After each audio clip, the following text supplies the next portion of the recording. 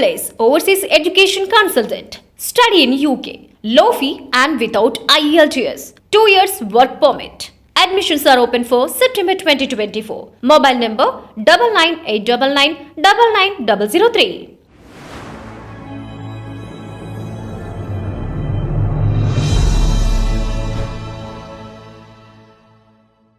So ఇప్పుడున్న హీరోయిన్స్లో ఇప్పుడు are ఇంతకుముందు ఆల్రెడీ చెప్పేశారు సావిత్రి గారు, సౌందర్య గారు అని. లైక్ ఇప్పుడున్న హీరోయిన్స్లో మీకు నచ్చిన హీరోయిన్ ఎవరు?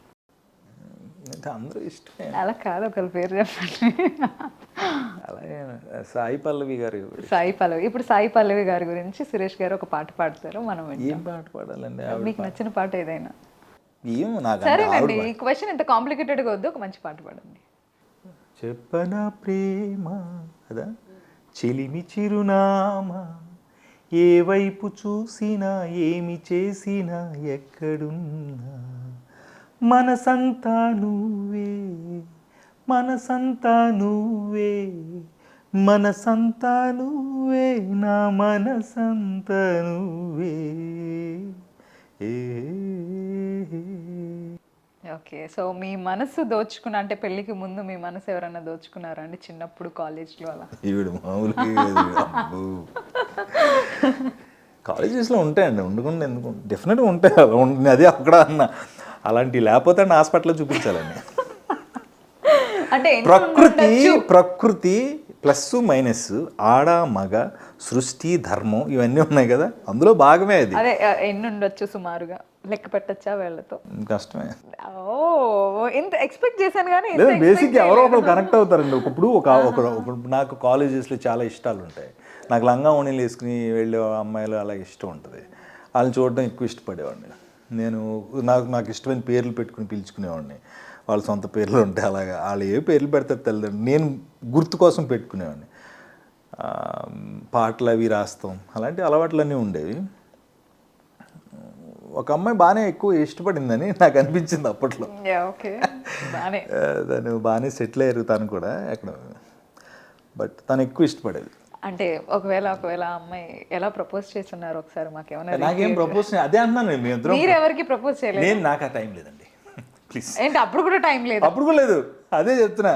నేను లెటర్స్ వేరే వాళ్ళకి రాసి ఇచ్చేవాడిని. ఇది నేను నమ్ముతాను కానీ వాళ్ళు నమ్మరండి. అమ్మాయికి ప్రపోజ్ చేయడానికి టైం లేదంటే మీరు నమ్ముతారా? ప్రపోజ్ చేయడానికని కాదు, అప్పుడు చాలా మనం, మీకు తెలుసా ఇదివరకు పూర్వం ఎలా ఉండేదంటే ఇలాగ ఇదిగోండి, ఏమండి సురేష్ గారు ఉన్నారా అంటే తలుపు పక్క నుంచి ఎవరో ఇలా చూసి లేరండి బయటికి వెళ్ళారు అని తలుపు పక్క నుంచి చెప్పే సంప్రదాయం నుంచి వచ్చాం కదా మనం. మేము చదువుకుంటే 1998 నాకు డిగ్రీ అయింది, 90 ఆ టైంలో. అప్పుడు కొంచెం ఆ భయాల మధ్యన ఉంటాం కదా, చిన్న ఊరు మాది. ఏ ఊరు నువ్వు ఎక్కడికి వెళ్ళినా తెలిసిపోద్ది, అక్కడికి వెళ్ళినా తెలిసిపోద్ది. ఒక వెనకాల సైకిల్ వేసుకుని 2 రౌండ్లు వేస్తే సార్ ఇదేంటాడు అమ్మాయిలు తిరుగుతున్నాడు, పెద్ద పెద్ద స్ప్రెడ్. ఆ రోజులు అలాంటివి కదా. అందుకని నేనేంటి బేసిక్గా ఏంటంటే, నేను థియేటర్ ఆర్ట్స్, ఫైన్ ఆర్ట్స్లో ఉండేవాడిని. నా చుట్టూ ఉన్న సర్కిల్లో ఎవరైతే నాకు కనిపిస్తారో, నా దగ్గరగా ఉండే అమ్మాయిలు, లేకపోతే నాతో కలిసి పాటలు పాడేవాళ్ళు, వాళ్ళతో స్నేహాలు ఉంటాయి తప్ప, ఇప్పుడు వాళ్ళతో ఏంటో రోజు వెళ్ళరా పోరా ఉండరా ఇలా మాట్లాడుకుంటున్నారు. లవ్ లెటర్ ఏం రాస్తాం, రాయలేం కదా. వేరే ఎవరైనా అడిగారు అనుకోండి రాసి ఇచ్చేవాడిని. నేను బొమ్మలు వేసేవాడిని, పాటలు అవి రాసేవాడిని. ఓకే, బేసిక్గా ఆయన రాయలేదు, చెప్పలేదండి, బొమ్మ గీసి ప్రజెంట్ చేశారు, అందుకే చెప్పలేకపోతున్నారు. బొమ్మలు వేసేవాడిని. ఆవిడ బొమ్మ గీసి ఆవిడ బొమ్మ చిచ్చి, నేను మిమ్మల్ని మీ బొమ్మకి ఎత్తే వేరే బొమ్మ వస్తుంది అక్కడ. అంత పెయింటర్ అంత బాగా గీస్తారా? వల్ల బాగానే వేస్తాను కానీ. ఓకే, బట్ మనిషిని పోల్చుకోలేమంటారు. అంతే అండి, అంతే. ఓకే, మొత్తానికి అయితే వేయడానికి ట్రై చేస్తారు. అందుకే చెప్పాము ఇంటర్వ్యూ స్టార్టింగ్లోనే సకల కళ వాళ్ళ బాని బొమ్మలు వేసామండి. నేను వెస్ట్ గోదావరి డిస్ట్రిక్ట్ టాప్ ఇదండి నాకు 10th క్లాస్ సైన్స్ స్క్వేర్లో ఫస్ట్ ప్రైజ్ వచ్చింది. నాకు బొమ్మలు వేస్తా, మీ బొమ్మ కూడా వేస్తా. ఇప్పుడు అంతా కొంచెం తిరగటం, అదే పెన్సిల్తో వేస్తా. పెన్సిల్ ఉంటుంది కదా, మీ ఫోటో వేస్తే నేను వేసి ఇచ్చేస్తా. ఇప్పటికే ఉంది, ఒకసారి మైండ్లోకి వచ్చింది. బొమ్మలు వేస్తాను, మరి అంత దారుణంగా ఏమనండో పర్లా, ఊరికే అంటున్నాను కానీ. ఓకే అండి. సో అయితే మీరు డబ్బింగ్ చెప్పిన ఏదైనా ఒక ఫనీ డైలాగ్ ఆర్ ఏదైనా ఒకసారి మాకు ఒకసారి రీక్రియేట్ చేయగలిగితే? ఇది ఎంత దారుణమో తెలుసా ఏమండి మేడం? ఇదిగోండి ఏమండి, ఎలా అడుగుతుంది తెలుసా? మీరు చెప్పింది, మీరు పాడింది, మీరు చేసింది ఒకసారి చెయ్యండి. ఏంది అక్కడ చూసి అది నిజంగా గుర్తుంటూ తెలుసా మీకు? ఎలా గుర్తుంటాయండి? నాకు అడుగుతారా నేను అంటారు ఏదో నాకేం అంటాను అందులో రెడీలో సినిమా డైలాగ్ దీన్నే గూట్లో ఉన్నదాన్ని ఎక్కడో పెట్టుకుంటూ ఉంటారు అంటాను. అది చిన్న డైలాగు. ఆ వెంకటాద్రి ఎక్స్ప్రెస్లో వచ్చి ఆ సుబ్బారావు కూడా ఫ్యామిలీని ఫారెస్ట్లో పంపించాం. ఆడిని ఎందుకు పంపారా అంటే మరి నువ్వే కదా పులిపలావ్ చేయించమని. పులిపలావ్ చేయించమంటే పులిని తీసుకుని ఫారెస్ట్లో పంపితే ఆడే పులికి పలావ్ అయిపోయాను. ఇలాంటి కాంబినేషన్లో డైలాగ్స్ ఉంటాయి. ఇప్పుడు మనం హీరోలు విలన్లు లేరి నాటకంలో అలాంటి పెద్ద పెద్ద డైలాగ్ చెప్పలేదు కదా ఇప్పుడు దాకా. గుర్తెట్టుకోవడానికి 2 లైన్లు 3 లైన్లే అయ్యని సేపు చెప్పేస్తాం అంతే. అందుకంటే ఏం ఉండదండి.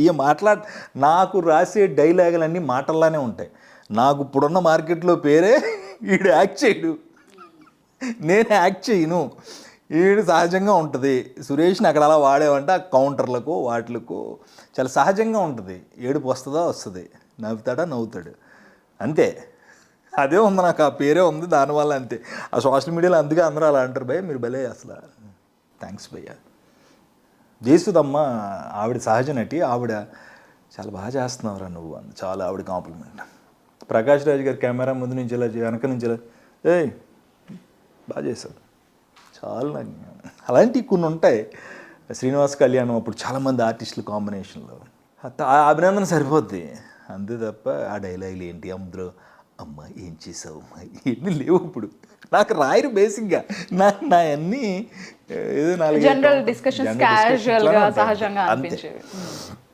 వెరీ నైస్ అండి. Thank you so much for your time. Thank you so much. ఇలాంటి సహజ పాత్రలు మీరు ఎన్నో చేయాలి, మేము చూడాలి, మళ్ళీ మిమ్మల్ని కలవాలని కోరుకుంటున్నాను. Thank you so much.